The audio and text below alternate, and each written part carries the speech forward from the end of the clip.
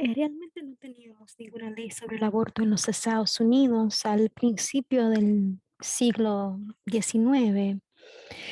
Y si lo piensas bien, lo que estaba pasando entonces era la esclavitud infantil y entonces se le animó a la gente a reproducirse para ayudar a crear un movimiento de trabajo, o ni siquiera un movimiento, sino una comunidad laboral que intentaba por la fuerza mantener a la gente esclavizada, especialmente las personas que son descendientes de personas africanas esclavizadas. Y así, eso estuvo activo en los Estados Unidos. Y también teníamos una comunidad activa de homeópatas y brujes y parteras y médicos. Tenemos una gran historia que nos muestra que fueron los médicos los que realmente se enojaron, que tenían algo de competencia, porque unas herbolarias podían darte un té y eso podría ayudarte a bajar el ciclo menstrual, o que había parteras que lo estaban sacando de negocios porque estaban ayudando a dar a luz a las niñas de una manera completamente diferente y más humana que los médicos. Entonces eran los médicos que tenían acceso a la riqueza y al poder, quien eligieron crear leyes sobre el aborto y hacer que los abortos sean ilegales esencialmente, o algo que solamente ellos podrían proporcionar y ofrecer. Oh, vaya, entonces como vigilantes.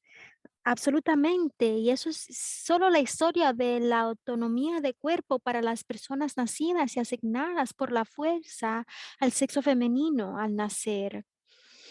Y lo que mucha gente no sabe es que en realidad fue el Partido Republicano bajo del gobernador Ronald Reagan aquí en California quien de hecho creó una ley o intentó hacerlo, en legalizar la posibilidad de abortos terapéuticos. Y los abortos terapéuticos son abortos que pueden ocurrir porque alguien ha experimentado incesto o ha quedado embarazada debido a una violación, o si su vida peligraría si mantuviera el embarazo, diera a luz. Entonces fue el Partido Republicano el que de hecho realmente luchó para poder tener acceso a ese tipo de procedimiento, porque reconocieron lo importante que era para la persona embarazada tomar esas decisiones y no experimentar más traumas.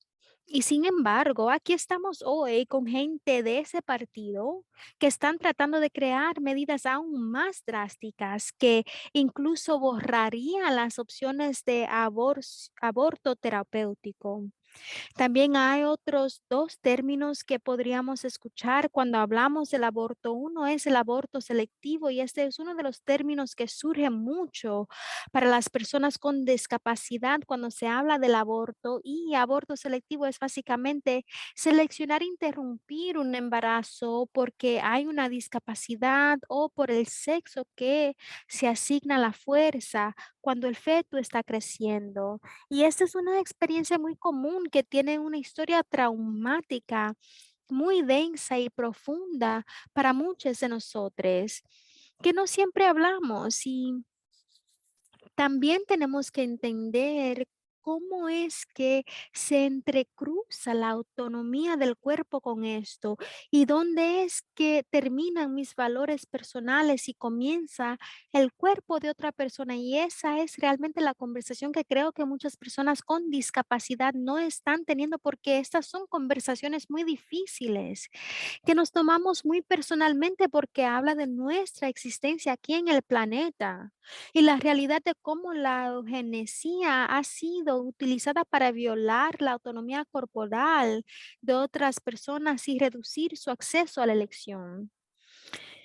Entonces, eso es el aborto selectivo como término, y luego está aborto electivo. Y el aborto electivo es lo que el término que se usa cuando la gente elige ese procedimiento para interrumpir el embarazo. Entonces, la mayoría de los abortos aquí en los Estados Unidos son electivos, y muchas de las leyes de las que escucharemos tratarán de usar el lenguaje de aborto terapéutico, como incesto, violación o peligro de vida. Y luego escucharás a la gente como los defensores del movimiento antiaborto, quienes usarán el lenguaje del aborto selectivo y tratarán de apropiarse del lenguaje de la justicia de discapacidad para articular por qué están en contra del aborto. Así que vemos que esto está sucediendo y es muy importante para nosotros entender ese lenguaje, cómo se manipula y también dónde caen nuestros valores personales en torno a esta conversación.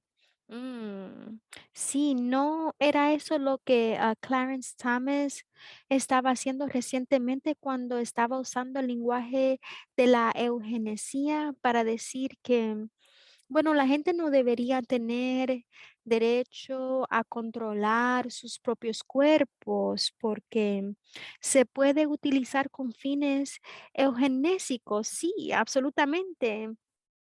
Y sabes, es interesante que haga una declaración de disidencia sobre ciertos temas y guarde silencio sobre otros. También escuchamos ese lenguaje con la juez Ginsburg, a quien mucha gente ama y adora, y ella es una gran juez. Y también usa un lenguaje muy binario cuando fue agregada a la Corte Suprema en los años 90. Puede encontrar su conversación en este momento, en ese momento. Ella estaba diciendo, Roe v. Wade es una ley importante para mantener porque pone a las mujeres en un estatus igual a la de los hombres, donde las mujeres pueden tomar una decisión sobre sus vidas. Y si anulamos a Roe v. Wade, estamos haciendo una declaración de que las mujeres no son iguales a los hombres. Entonces, ese es otro ejemplo de ese lenguaje binario, pero también las leyes son binarias. Las leyes usan lenguaje binario. Las compañías de seguros usan ese lenguaje. Así que para muchos de nosotros y muchos de ustedes por ahí que no son binarias o trans y batallan con ese lenguaje, hay formas de trabajar dentro de él y de obtener la atención que necesitamos. Y también encontrar ayuda para navegar a través de eso y encontrar atención de calidad que merecemos. Lo que estamos viendo ahora cuando el lenguaje está cambiando, especialmente cuando hablamos de procedimientos tardíos, procedimientos que están en el tercer trimestre, es decir, más de 24 semanas, esos son en primer lugar menos del 1% de todos los abortos que se hacen en los Estados Unidos. Y sin embargo, esos son los abortos en que se están enfocando las personas que se oponen a la elección y el aborto y no es realmente algo que sucede todo el tiempo, pero lo están usando llamándolo aborto parcial. Así que ahora también estamos viendo lenguaje sobre bebés nacidos vivos y esto es legislación que se usa para hablar de personas que han decidido que su cría tiene algún tipo de anomalía o el niño tiene dolor o morirá una vez nacida o afectará la vida de la persona embarazada así como la vida de la niña. Y uso el término niña en este escenario porque el tercer trimestre es, o se sabe que un feto puede vivir fuera del útero.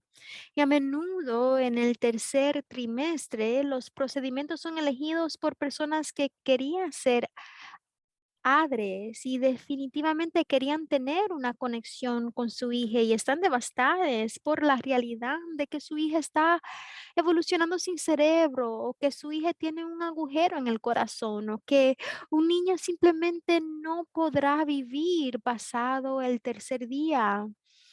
Y el trauma de lo que eso puede hacerle al cuerpo, no solo al espíritu, la mente y físicamente, es drástica.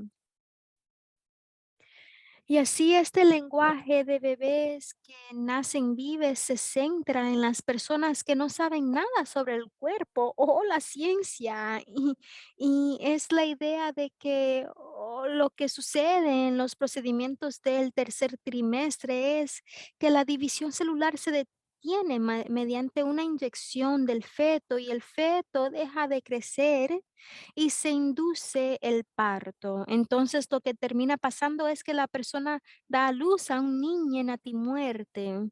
Y estas leyes y legislaciones dicen cosas como ¿qué pasa si hay un movimiento muscular involuntario cuando el nacido muerto ha nacido? El doctor debe hacer todo lo que esté a su alcance para asegurarse de que el niño reciba una atención 100% de calidad y se pueda salvar, y ya tú sabes, resucitar si se puede. Entonces, para muchas personas que probablemente son trabajadores de cuidados paliativos o dulas de la muerte, conocen que el cuerpo hace una variedad de cosas, ¿verdad? Incluso cuando no está necesariamente vivo. Estas son las formas en que las personas están intentando socavar las elecciones que toman las personas para criminalizar a las madres que están traumatizadas y de duelo y de luto, y por lo general eligen esta opción porque quieren abrazar a su hija, enterrar a su hija, quieren tener una ceremonia con su hija y están siendo atacadas y su trauma está siendo utilizado y aprovechado por las comunidades antiaborto que no saben nada de esa trauma. Así que y si eres de los que están viendo y decides que necesitas acceso a una atención de calidad, es posible que vivas fuera de los Estados Unidos donde no es legal. Hay un sitio Women on the Web que fue un spin-off, si esa es la palabra correcta, una rama de Women on Waves, que era un barco que tenían les médicos, creo que con licencia danesa, y recogían mujeres y se las llevaban, o personas embarazadas, y se las llevaban a aguas internacionales para proporcionarles un aborto con medicamento, que es misoprostol y mifepristona, que se toma vía oral. Y lo que hacen es detener la división celular del feto y luego inducir un aborto espontáneo, y te enviarán esas pastillas si las necesitas y pondremos su sitio web en los comentarios, pero si necesitas tener 10 semanas de embarazo o mes o menos, y te hacen algunas 25 preguntas para evaluar cómo crees que estás embarazada, y qué tipo de acceso está disponible. Entonces, hay recursos internacionales para las personas que quieren tener ese aborto con medicamento, y también hay procedimientos de aborto como un procedimiento de aspiración manual que no requiere electricidad, es portátil, es veloz y rápido de usar. Y animo a toda mi gente que tiene la capacidad de estar cerca de sangre, para tratar de encontrar a alguien que te entrene sobre cómo usar una máquina aspiradora manual, porque esa es una de las formas en que también puedes apoyar a las personas de tu comunidad que podrían necesitar abortos avanzando y en el futuro. Diré que los procedimientos de aborto en el primer trimestre son increíblemente seguros, y cuando se hace correctamente por alguien que ha sido entrenada para hacerlo, no son tan dolorosos como la gente podría pensar, y en realidad son un procedimiento rápido de unos 10 minutos solamente. El aborto es un procedimiento médico, es parte del cuidado de la salud, y la realidad es que muchos de nosotros en nuestras comunidades sabemos cómo hacer esto y podemos ofrecer servicios de aborto y también podemos acceder a ellos. Debemos de tener en cuenta que opciones de tratamientos homeopáticos aún están disponibles y pueden funcionar para algunas personas en otras partes del mundo.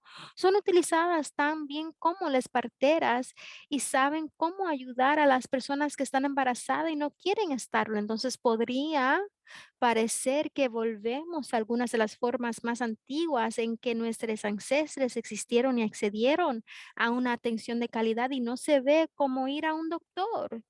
Y para algunas personas, especialmente algunas scripts, eso se puede sentir realmente bien y como un alivio.